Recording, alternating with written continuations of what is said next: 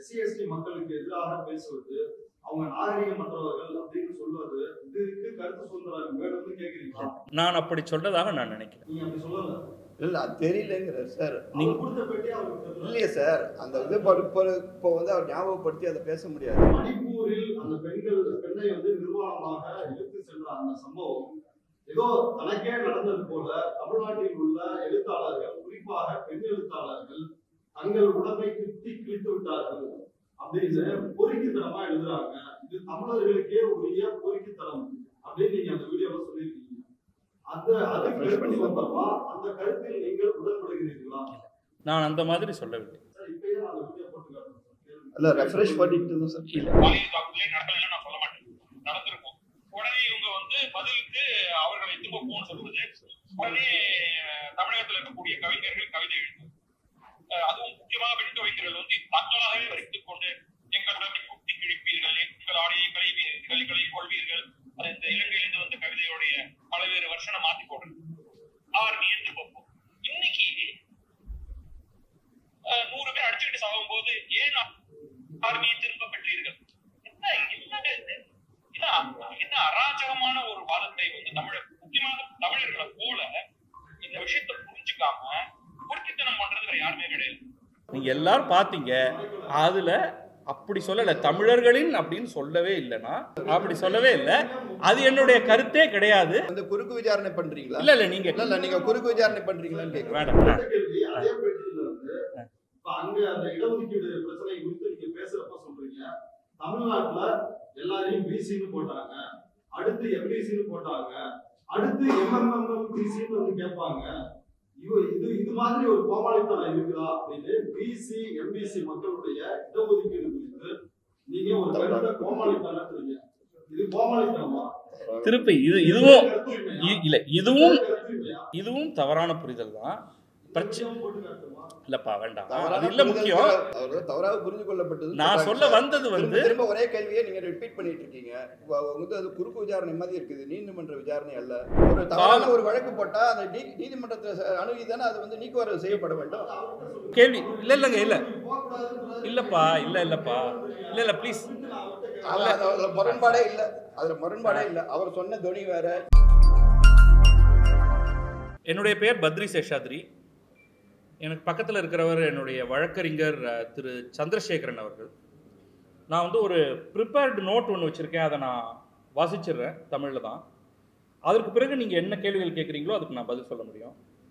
So நான் இப்போ தொடங்குறேன்னா, நண்பர்களே, என் பெயர் பத்ரி சேஷாத்ரி. கிழக்கு பதிப்பகம் என்னும் தமிழ் புத்தக பதிப்பு நிறுவனத்தை கடந்த 20 ஆண்டுகளாக நடத்தி வருகிறேன். செய்தி தொலைக்காட்சிகளிலும் இணைய யூடியூப் தளங்களிலும் அரசியல், பொருளாதாரம், தொழில்நுட்பம் போன்ற துறைகள் குறித்து பேசி வருகிறேன். மணிப்பூர் கலவரம் குறித்து ஆதன் மீடியா நிறுவனத்தின் யூடியூப் சேனலுக்கு நான் அளித்த பேட்டி ஒன்று 22/7/2023 அன்று வெளியானது. அதனை அடுத்து 29/7/2023 சனிக்கிழமை அதிகாலை 5 மணிக்கு சுமார் 50க்கும் மேற்பட்ட காவலர்கள் என் வீட்டுக்குள் நுழைந்து என்னை கைது செய்தனர். பெரம்பலூர் மாவட்டம் குன்னம் காவல் நிலையத்தில் கவியரசு என்பவர் ஒரு புகாரை கொடுத்திருக்கிறார். அதன் அடிப்படையில் அவசரமாக முதல் தகவல் அறிக்கை பதிவு செய்யப்பட்டு இரவோடு இரவாக பெரும் எண்ணிக்கையில் காவலர்களை திரட்டி வந்து என்னை கைது செய்தனர். இந்திய குற்றவியல் சட்டத்தின் 153, 153A, 505(1)B பிரிவுகளின் கீழ் என் மீது வழக்கு பதிவு செய்யப்பட்டிருந்தது. இந்த கைதை எதிர்த்து குன்னம் குற்றவியல் நடுவரிடம் என் வழக்கறிஞரும் அதன்பின் நானுமே வாதிட்டோம், ஜுடிஷியல் ரிமாண்டே செய்யக்கூடாது என்று. ஆனால் ஏற்கனவே ரிமாண்ட் முடிவு செய்யப்பட்டிருந்தது. திருச்சி மத்திய சிறைக்கு ஜுடிஷியல் ரிமாண்டில் அனுப்பப்பட்டேன், நீதிமன்ற காவலில். எங்கள் தரப்பிலிருந்து சனிக்கிழமை அன்றே பிணைக்கான விண்ணப்பத்தை அளித்திருந்தோம். 31/7/2023 திங்களன்று காவல்துறை தரப்பிலிருந்து 4 நாட்கள் போலீஸ் காவலில் வைத்து விசாரணை செய்வதற்கு விண்ணப்பிக்கப்பட்டது. எங்கள் பிணை மீதும் காவல்துறையின் போலீஸ் காவல் விசாரணை விண்ணப்பத்தின் மீதும் 1/8/2023 அன்று குன்னம் குற்றவியல் நடுவர் முன் விசாரணை நடந்தது. குற்றவியல் நடுவர் போலீஸ் காவல் விசாரணையை மறுத்ததுடன் எனக்கு பிணையும் அளித்தார். மொத்தத்தில் நான் 4 நாட்கள் சிறையில் இருக்க வேண்டியிருந்தது. என்னுடைய கைது பத்திரிகை சுதந்திரத்துக்கும் தனிமனித சுதந்திரத்துக்கும் எதிரானது. என் மீதான முதல் தகவல் அறிக்கையை உடனடியாக நீக்கரவு செய்யக்கோரி குவாஷ் செய்யக்கோரி செப்டம்பர் மாதம் சென்னை உயர்நீதிமன்றம் சென்றேன். சென்னை உயர்நீதிமன்றமும் 19/9/2023 அன்று என் மீதான முதல் தகவல் அறிக்கையை ரத்து செய்தது. தமிழக அரசின் பல்வேறு துறைகள் சதி செய்து என்னை சிறையில் அடைத்து தீங்கிழைக்கும் சட்டவிரோத செயலை நிகழ்த்தியுள்ளனர் என்று நான் கருதுகிறேன்.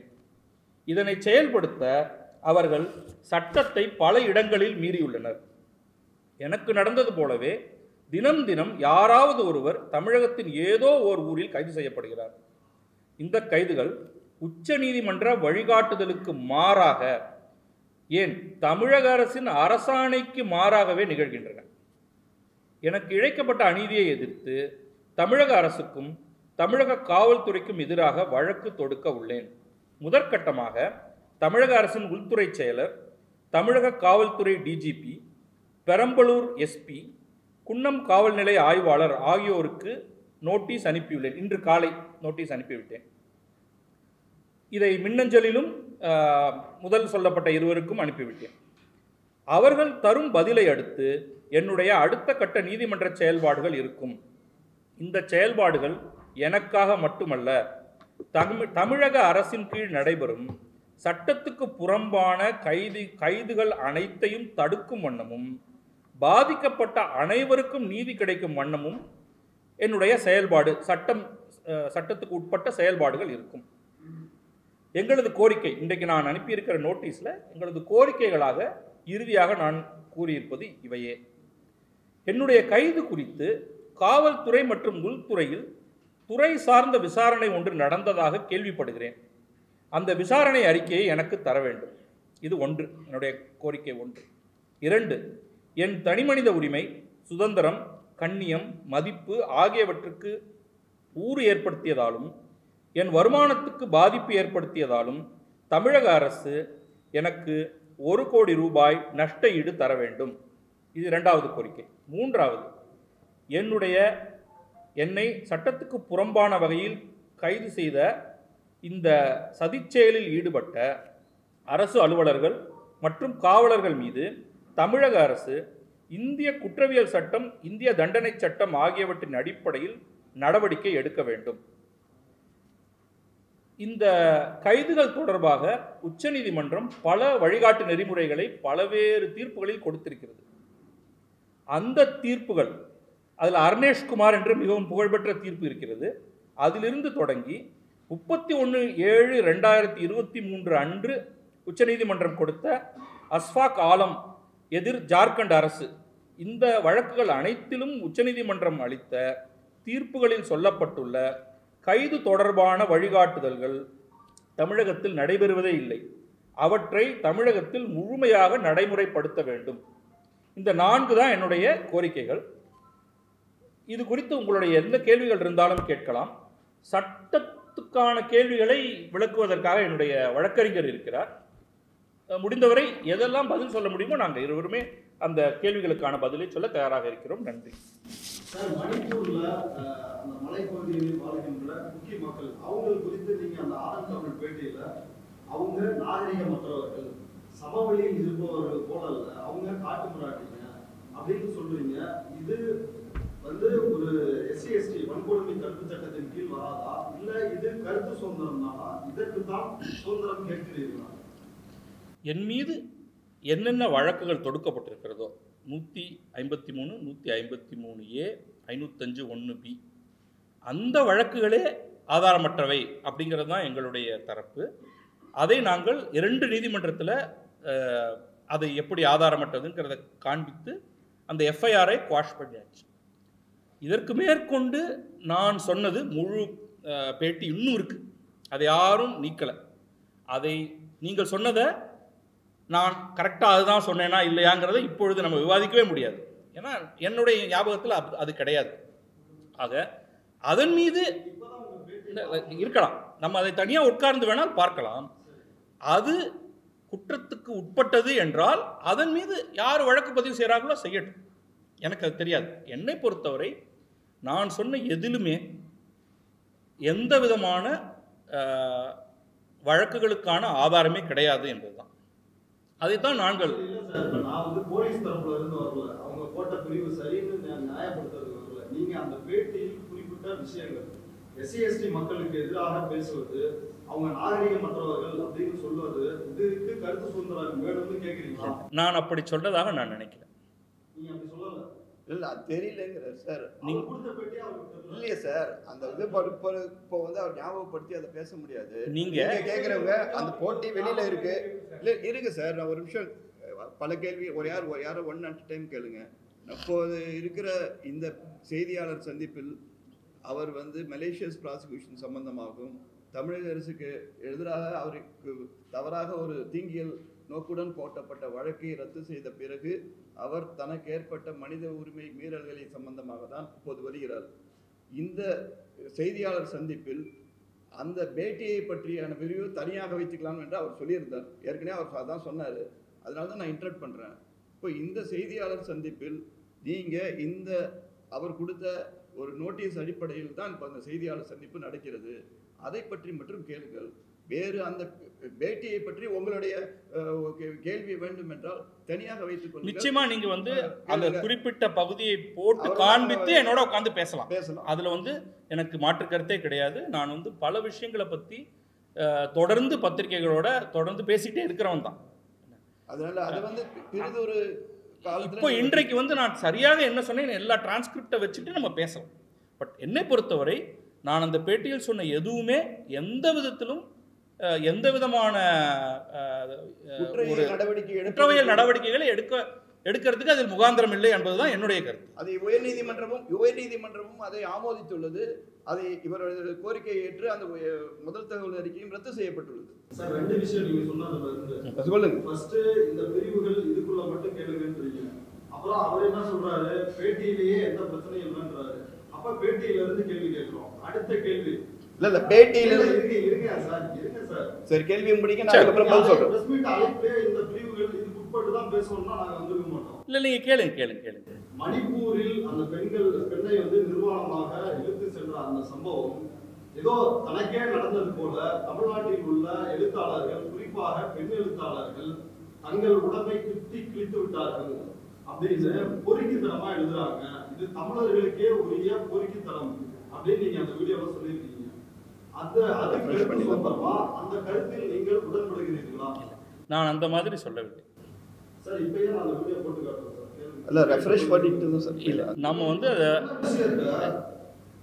நீங்க என்ன ப்ளே பண்றீங்க?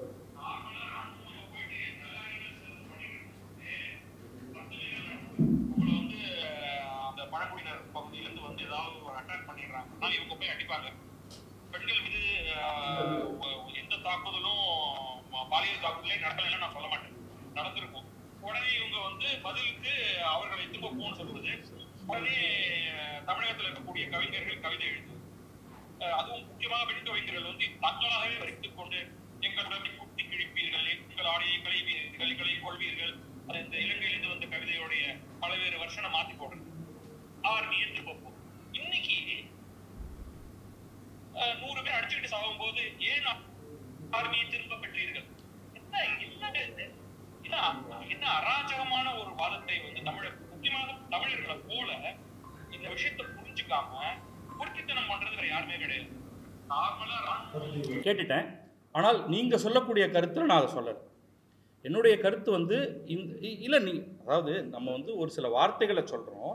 ஆனால் உங்களுடைய அந்த இம்போர்ட் இல்லை. நான் சொல்ல வந்தது அந்த இடத்துல எக்கச்சக்கமான பிரச்சனைகள் நடக்கின்றன. அதை ஒரு பக்க பார்வையில் பார்க்கக்கூடாது. அவ்வளோதான் என்னுடைய கருத்து. அந்த பெண் பாதிக்கப்பட்டதற்காக தமிழ்நாட்டில் கவிதை எழுதுகிறார்கள். இலங்கையில் எப்படி எழுதுவாங்களோ அதே ஃபார்மேட்ல இங்க எழுதுறாங்க.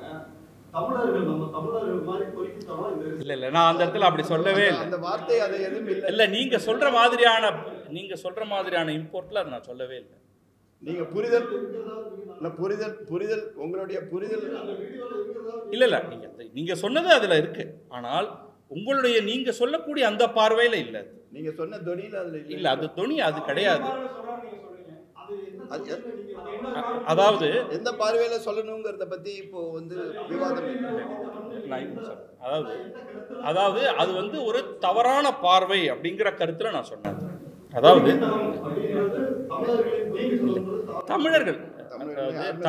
தமிழர்களை பற்றிய ஒரு பொதுவான பார்வை அது கிடையாது. அதாவது ஒரு இடத்துல பிரச்சனை நடக்கும் பொழுது அந்த பிரச்சனையோடைய முழு தன்மையும் வைத்து, இது வந்து ஒரு சின்ன கிளிப் தான், அந்த ஹோல் ப்ரோக்ராம் பார்த்தீங்கன்னாலே அதில் வந்து இரண்டு தரப்பு, எல்லா தரப்புகளுக்கு இடையேயும் நடந்து கொண்டிருக்கக்கூடிய பிரச்சனை, இதோடைய காலக்கோடு, எவ்வளவு ஆண்டுகளாக இந்த மாதிரியான பிரச்சனை இருந்துகிட்டு வருது, அது இரண்டு பக்கமும் அதில் வந்து பெரிய வன்முறைகள் நடந்துகிட்டு இருக்கு. கொலை என்பது ஒரு பக்கம் மட்டும் நடக்கிறதில்ல, அந்த பகுதி மக்களுடைய இயல்பு. ஏன்னா அது வந்து ஒரு வன்முறை சார்ந்த ஒரு இடமாகவே பல ஆண்டுகள் இருந்தது, இன்னைக்கு நேற்றுக்கு இல்லை. இல்லப்பா, அப்படி பார்க்க கூடாதுப்பா. இவ்வளவு ஆண்டுகளாக ப்ளீஸ், நான் சொல்றது வந்து அங்க பல காலமாக பிரச்சனை நடந்துட்டு இருக்கு. அதுக்கு வந்து என்னன்னா அந்த குழுவாக அவர்கள் இருக்காங்க.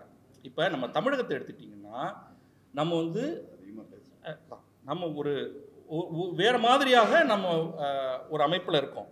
அங்க வந்து அந்த இனக்குழுத்தன்மை கொஞ்சம் ஜாஸ்தியா இருக்கு. அதனாலதான் வந்து ஒரு சின்ன விவகாரம் கூட ஒரு பெரிய வன்முறையாக வெடிக்குது. இது வந்து மிக எளிதான பிரச்சனை இல்லைங்கிறத நான் திரும்ப திரும்ப சொல்றேன். அதுல ஒரு பக்க பார்வை இருக்கக்கூடாதுங்கிறது மட்டும்தான் என்னுடைய கருத்தாக இருந்தது, வேற ஒண்ணு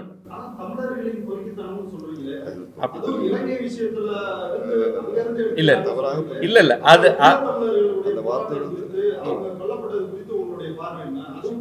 இல்லப்பா, நம்ம இப்ப அந்த விஷயத்தை பத்தி பேசல. நம்ம இந்த இந்த பர்டிகுலர் மணிப்பூர் விஷயத்தை பற்றிய ஒரு சில பார்வைகளை நான் முன்வைத்தேன்.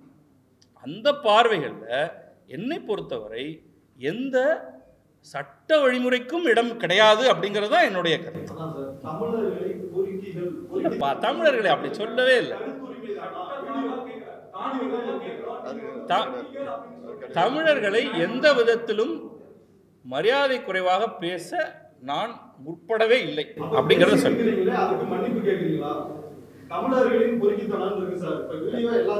நீங்க எல்லாரும் பாத்தீங்க, அதுல அப்படி சொல்லல, தமிழர்களின் அப்படின்னு சொல்லவே இல்லைன்னா அந்த இடத்துல வந்து இந்த குறிப்பிட்ட ஃபார்மேட் ஆஃப் பிரசன்டேஷன் பத்தி என்னுடைய ஒரு கருத்தை சொன்னேனே தவிர தமிழர்கள் இப்படிப்பட்டவர்கள் அப்படின்னு நான் சொல்லவே இல்லை. இல்லப்பா, அப்படி சொல்லலப்பா, அப்படி சொல்லல, அப்படி சொல்லவே இல்லை. அது என்னுடைய கருத்தே கிடையாது. அது நிச்சயமாக அது என்னுடைய கருத்து கிடையாது. நான் தான் பேசுறேன் முழுமையாக. இல்லம்மா, நீங்க முழுமையாக அந்த பேட்டியை பாருங்க. வந்து குறுக்கு விசாரணை பண்றீங்களா? இல்ல நீங்க நீங்க குறுக்கு விசாரணை பண்றீங்களான்னு கேட்க வேண்டாம். இல்லப்பா, இல்ல நான் கேக்குறது இல்ல சார், சட்டம் சார்ந்த இல்ல சட்டம். அடுத்த கேள்வி வந்துட்டேன். அதே பேட்டியில வந்து அங்க அந்த இடஒதுக்கீடு பிரச்சனை குறித்து நீங்க பேசுறப்ப சொல்றீங்க, தமிழ்நாட்டுல எல்லாரையும் பிசின்னு போட்டாங்க, அடுத்து எம்பிசின்னு போட்டாங்க, அடுத்து எம்எம்எம்பிசின்னு வந்து கேட்பாங்க. இது மாதிரி ஒரு கோமாளித்தனம் இருக்குதா அப்படின்னு பிசி எம்பிசி மக்களுடைய இடஒதுக்கீடு குறித்து நீங்க ஒரு கருத்தை கோமாளித்தனம், இது கோமாளித்தனமா? திருப்பி இதுவும் இல்ல, இதுவும் தவறான புரிதல் தான். இல்லப்பா, வேண்டாம், அது இல்ல முக்கியம்.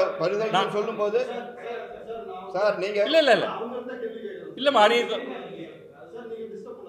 இல்ல நண்பரே, நீங்க வந்து ஒன்னே ஒன்று புரிஞ்சுக்கங்க.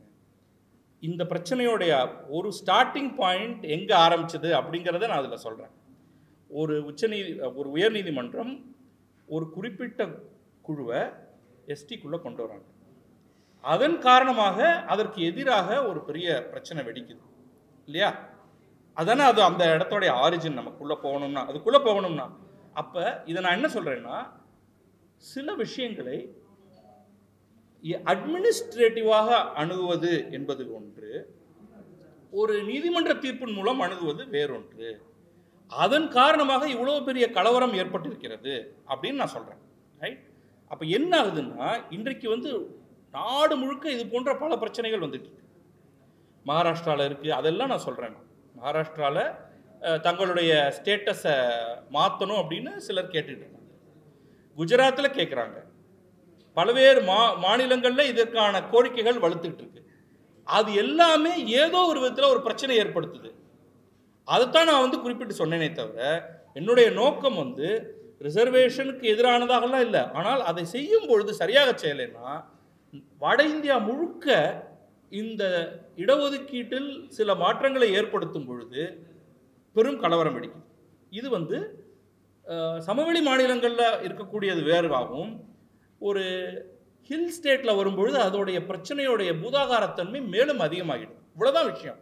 அதனால தான் அதை வந்து ரொம்ப கவனமாக அணுகணும் அப்படிங்கிறதா என்னுடைய பொது பார்வை. நீங்க அது குறித்து அதை சொன்னீங்க. ஆனால் தமிழ்நாட்டில் உள்ள பிசி எம்பிசி இடஒதுக்கீடு பிசி எம்பிசி ஆகினாங்க, அப்புறம் எம்எம்பிசி ஆகிட்டாங்க அப்படின்னு எந்தவித சட்டப்பூர்வமான வழிமுறைகளை பின்பற்றலாமலே அப்படி சொல்லவே இல்லை. அரசுகள் கோமாளித்தனம் செஞ்சிருச்சு. நிச்சயமா நான் அப்படி சொல்லவே இல்லை. அது என்னுடைய கருத்தும் அல்ல. அது அப்படின்னா அது வந்து வேற மாதிரி அது புரிந்து கொள்ளப்பட்டிருக்கிறது. என்னுடைய கருத்து அது கிடையாது. தவறாக புரிந்து கொள்ளப்பட்டது. நான் சொல்ல வந்தது வந்து திரும்ப ஒரே கேள்வியை நீங்க ரிப்பீட் பண்ணிட்டு இருக்கீங்க. வந்து அது குறுக்கு விசாரணை மாதிரி இருக்குது, நீதிமன்ற விசாரணை அல்ல. ஒரு பத்திரிகையாளர் சந்திப்பில் ஒரு பத்திரிகை பேட்டி அளிப்பவரும் பத்திரிகை கேட்பவரும் ஒரு கேள்வி ஒரு முறைன்னு இருக்கிறது. இப்போது நீங்க கேட்கிற கேள்வி எல்லாமே ஒரு பேட்டியை அடிப்படையில் வைத்து குறுக்கு விசாரணை செய்வதாக இருக்கு. உங்கள் கருத்து அது. அவர் கருத்து அவர் அந்த மாதிரி தவறாக புரிந்துபட்டு சொல்லிவிட்டார். அதோட இல்லப்பா இல்ல தவறான அது இல்ல, நோக்கம் அது இல்ல. இல்ல வேற இல்ல, உங்களுடைய கேள்விகளுக்கு வரேன். ஆமா,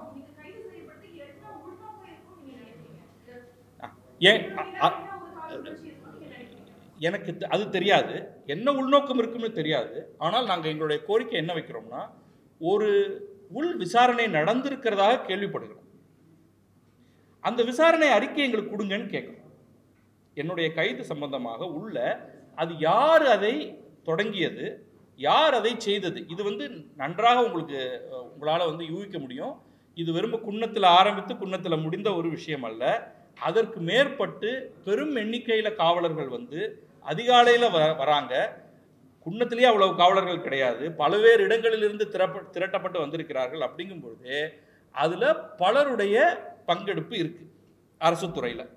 அதுதான் நாங்கள் கேட்குறோம். ஏன்னா நான் வந்து யூகிச்சு ஒருவரை பார்த்து நீங்கள் தான் செஞ்சீங்கன்னு நான் சொல்லக்கூடாது. நீங்கள் ஏதோ ஒரு உள்ள விசாரணை நடத்தியிருக்கீங்க என்று எங்களுக்கு நாங்கள் கேள்விப்படுறோம். அந்த விசாரணை அறிக்கையை எங்களுக்கு கொடுங்க அப்படின்னு நாங்கள் கேட்குறோம். எனக்கு யாரெல்லாம் சேர்ந்து என்ன பண்ணாங்கன்னு தெரியாது. ஆனால் ஊகம் வந்து இது குன்னத்தில் ஆரம்பித்து குன்னத்தில் முடிந்தது ஒன்று அல்ல அப்படிங்கிறது மட்டும் எனக்கு தெளிவாக தோன்றுகிறது. தங்களிடம் கொடுக்கப்பட்டுள்ள அந்த நோட்டீஸ்ல பார்த்தீங்கன்னா அந்த கைதோட பரிமாணத்தை பற்றி அவர் விவரித்திருக்கிறார்.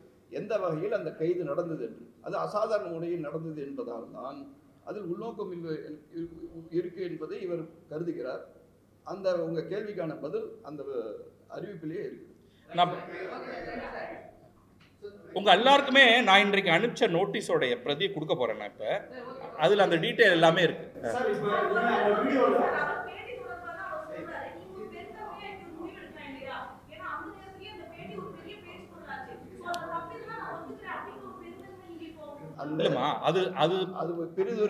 அது பண்ணலாம், அது பிரச்சனை இல்லை. இந்த இடத்துல இங்கே வந்து ஒரு அரசு என்ன மாதிரியாக நடந்து கொள்ள வேண்டும், ஒரு காவல்துறை என்ன மாதிரியாக நடந்து கொள்ள வேண்டும் என்பதை பற்றி தான் இங்கே பேசுறது. ஏன்னா இப்போ நம்ம வந்து நீங்கள் என்ன ஒரு விஷயமாக இருந்தாலும் அதற்கென்று ஒரு வழிமுறை இருக்குது. நீங்கள் ஒரு போலீஸ் என்கிட்ட வந்து பேசவே கூடாதுன்னு நான் சொல்லலை, நன்றாக பண்ணலாம், நீங்கள் விசாரிக்கலாம், என் மீது கம்ப்ளைண்ட் கொடுக்கலாம். நான் வந்து கம்ப்ளைண்ட்டே கொடுக்கக்கூடாதுன்னு நான் சொல்லலை. அதற்கு ஒரு வழிமுறை இருக்குது.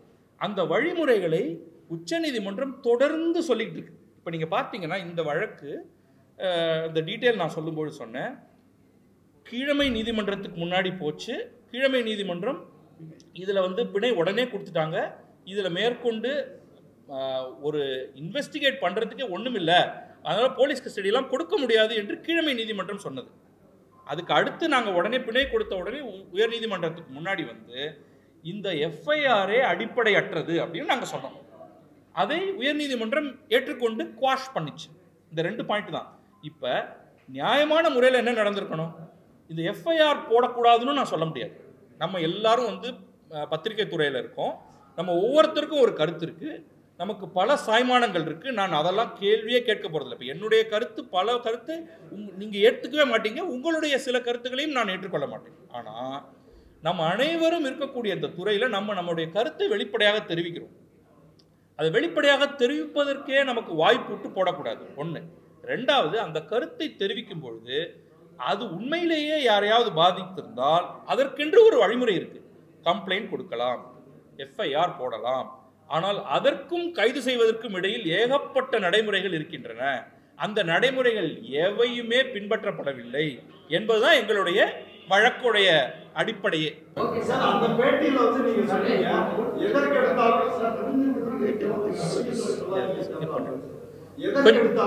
எதற்கெடுத்தாலும் கோர்ட்டுக்கு போறத தடை செய்யணும், வேணா சந்திர சுட்டு துப்பாக்கி எடுத்துட்டு போய் கலவரத்தை அடக்க வேண்டியதுதானே அப்படின்னு நீங்க சொல்றீங்க. 2 கேள்விகள் இதுல இருந்து இருக்கு. முதல் கேள்வி, நீங்க ஏன் கோர்ட்டுக்கு போனீங்க? ஒண்ணு. ரெண்டாவது கேள்வி, தீர்ப்பை விமர்சிக்கலாம், ஆனால் நீதிபதிக்கு ஒரு உள்நோக்கம் இருக்கிறது, அவர் துப்பாக்கி எடுத்துட்டு போய் கலவரத்தை அடக்குங்க அப்படின்னு சொல்றது அது ஒரு திமிரான பேச்சா இல்லையா? அதற்கு நான் வந்து சட்ட ரீதியாக ஒரு விளக்கம் கொடுக்குறேன் சார். நீங்கள் முதல்ல அந்த உயர்நீதிமன்ற காப்பி, உங்களுக்கு அந்த காப்பியெல்லாம் பார்த்துருங்க. இந்த வழக்கு உயர்நீதிமன்றத்தை அணுகி அந்த இவர் மேல் போடப்பட்ட எஃப்ஐஆரை வந்து நீக்கரவு செய்யப்பட்டு என்று கோரிக்கை செய்யும் போதே நீதிபதி அதை விசாரித்து அதில் வந்து அவங்க அரசு தரப்பில் உங்களை மாதிரி அவங்க என்ன சொன்னாங்கன்னா, இதை வந்து உச்ச நீதிமன்ற நீதிபதியை பற்றி ஒரு ஸ்டேட்மெண்ட் கொடுத்தார் அப்படின்னு சொன்னார். உடனே அவர் என்ன சொன்னார், நீங்கள் உச்ச நீதிமன்ற தீர்ப்பு நீதிபதி கொடுத்த ஸ்டேட்மெண்ட்டுக்கு ஒரு கிளாரிஃபிகேஷன் கொடுத்து ஒரு அஃபிடவிட் போடுங்கன்னு சொன்னார். ஸோ அந்த விஷயம் அதோட முடிந்து விட்டது. அதாவது அவர் மீது எந்தவித உள்நோக்கம் கொண்ட விமர்சனமும் செய்யவில்லை என்றதுதான் அதோட விளக்கம். அந்த விளக்கத்தை உயர்நீதிமன்றம் ஏற்றுக்கொண்டு விட்டது. இப்போது நான் இன்னொரு ஸ்டேட்மெண்ட் என்னென்ன, அந்த பேட்டியை பற்றி நீங்கள் திரும்ப கேட்டுட்டு இருக்கீங்க. அந்த பேட்டியில் இருக்கிற நீங்கள் இப்போ சொன்ன அந்த நீதிமன்றம் பற்றிய ஒரு ஸ்டேட்மெண்ட்டுக்கும் காவல்துறை வந்து ஈத்தாசா பிரிவு 153, 153A, 505க்கும் எந்தவித சம்பந்தமும் கிடையாது. இங்கே காவல்துறை போட்ட வழக்கு வந்து அந்த ஸ்டேட்மெண்ட் அடிப்படையில் போடப்படவில்லை. அதற்கான நடைமுறை வேறு. இப்போது போடப்பட்ட வழக்கு முழுவதும் இவர் போட்ட ஸ்டேட்மெண்ட்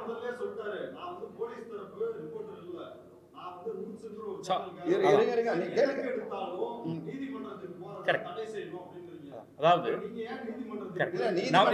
இவர் மீது போடப்பட்ட வழக்கு தவறான வழக்கு என்பதை நீதிமன்றத்தில் போய் தான் நீக்கரவு செய்ய வேண்டும். நமக்கு நம் மீது ஒரு தவறான ஒரு வழக்கு போட்டா அந்த நீதிமன்றத்தை அணுகி தானே அது வந்து நீக்கரவு செய்யப்பட வேண்டும். முரண்பாடு செய்து நீங்க வந்து அதை வந்து முரண்பாடு செய்து நீங்க தான் கேள்வி கேட்கிறீங்க. இவர் செய்த நடைமுறை எல்லாரும் சட்டப்பூர்வமான நடவடிக்கை, எல்லாரும் அதை மாதிரி தான் எடுப்பாங்க. ஒருத்தர் மீது தவறாக வழக்கு போட்டு விட்டு அந்த தவறை நீக்கரவு செய்வது தான் நீதிமன்றத்துக்கு தான் அணுகணும். ஒரு நிமிஷம், உங்க கேள்வி இல்லப்பா இல்ல ப்ளீஸ். முரண்பாடே இல்லை, அதுல முரண்பாடே இல்லை. அவர் சொன்ன துணி வேற, அவருக்கு பாதிக்கப்பட்ட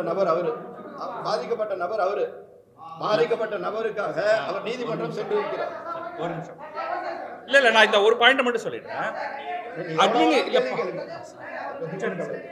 அதாவது என்னுடைய பாயிண்ட் வந்து, ஒரு நிமிஷமா, ஒரே ஒரு நிமிஷம், அமைதி அமைதி அமைதி.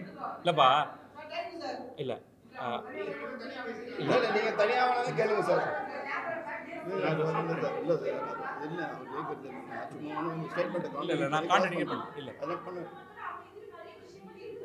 சார் இந்த பாயிண்ட் மட்டும் சொல்லிடுறேன். சரி சரி, ஒரு நிமிஷம். அட்மினிஸ்ட்ரேட்டிவ் ஆக்ஷன் எங்கெல்லாம் தேவையோ அந்த இடத்துக்கு கோர்ட்டுக்கு போகிறது தேவையல்ல. எங்கெல்லாம் வந்து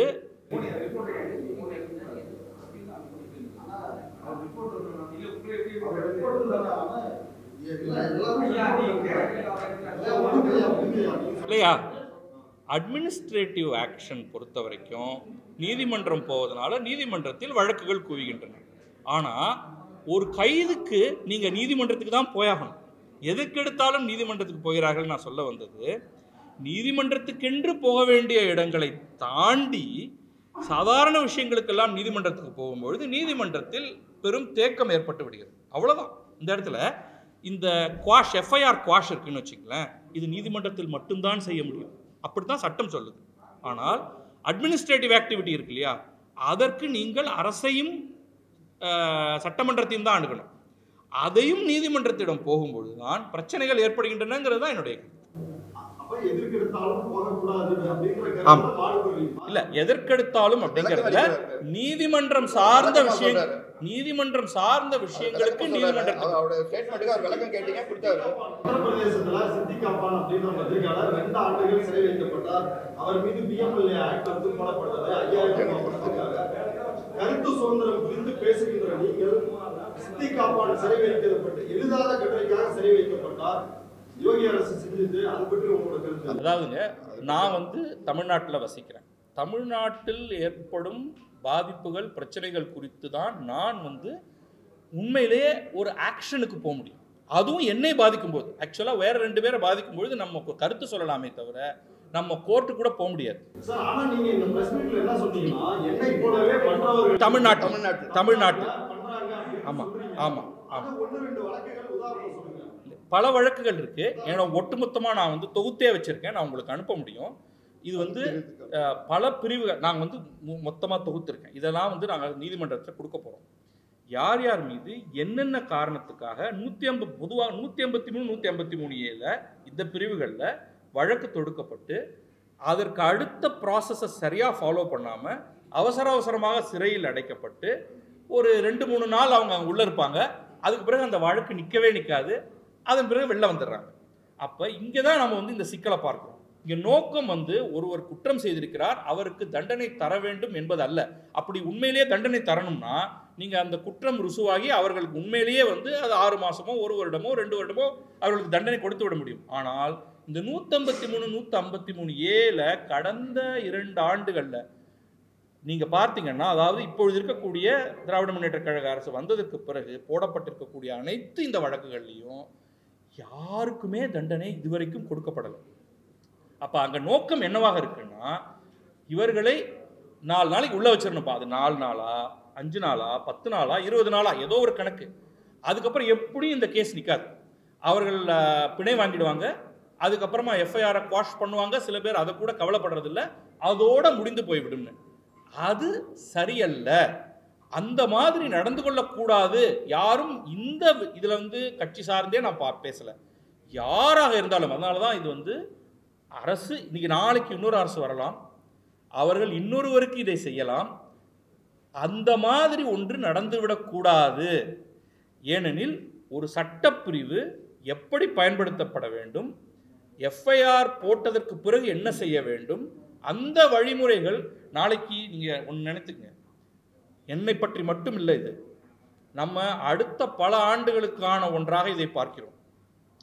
ஆட்சி மாறும், அப்பொழுதும் யார் மீதும் தவறு இழைக்கப்படக்கூடாது. அப்படிங்கிறதுனால தான் நம்ம என்ன சொல்கிறோம்னா, எனக்கு காம்பன்சேஷன் கூட இல்லை, அது ஒன்று இருக்கு, நான் கட்டாயமாக கேட்குறேன். நான் சொல்றது இந்த பிரிவை எப்படி நடந்து கொள்ள வேண்டும் அப்படி என்று டிஜிபி அனைத்து காவல் நிலையங்களுக்கும் மிக தெளிவான வரையறையை கொடுக்க வேண்டும். சார் இல்ல சார், நீங்க சொல்றது புரியுது.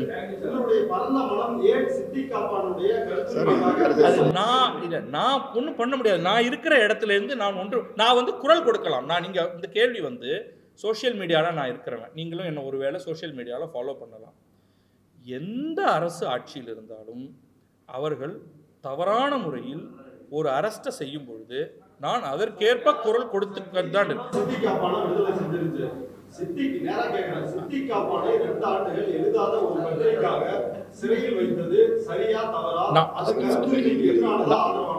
சித்திக் காப்பான் மட்டும் இல்லப்பா, நான் வந்து டெல்லியிலிருந்து ஆரம்பித்து இன்னும் பல வழக்குகள் பற்றியும் நான் தொடர்ந்து இந்த கமெண்ட் நான் கொடுத்துட்டு இருக்கேன். என்னுடைய டைம்லைனில் இருக்கு. இதெல்லாம் இவை அனைத்துமே எங்கெல்லாம் வழிமுறையை பின்பற்றி செய்யப்படவில்லையோ அவை அனைத்துமே தவறு. யார் ஆட்சியில் இருந்தாலும் சரி, நான் வந்து ஒரு கட்சிக்காக பரிந்து பேசுகிறேன் என்று தயவு செய்து நினைக்காதீர்கள். யாராக இருந்தாலும் மத்திய அரசு மாநில அரசுகள் அனைவரும் வழிமுறையை சரியாக பின்பற்றாமல் தவறாக நடந்து கொள்ளும் பொழுது அது தவறு. நான் இதுல மாற்று கருத்தே, என்னுடைய கட்சி செஞ்சா சரி, இன்னொரு கட்சி செஞ்சா தவறு என்று சொல்பவனே அல்ல நான்.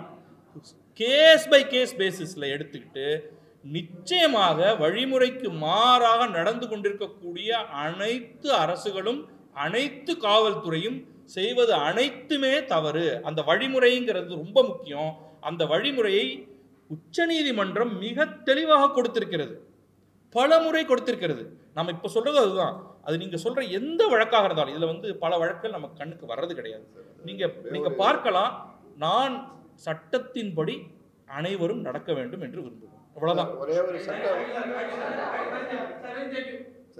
சரி, நான் தொடர்ந்து பேச தயாரா இருக்கேன். அவர்கள் முடிச்சதுக்கு பிறகு யார் வேணாலும் என்கிட்ட பேசுங்க. ரைட். நன்றி நன்றி நன்றி.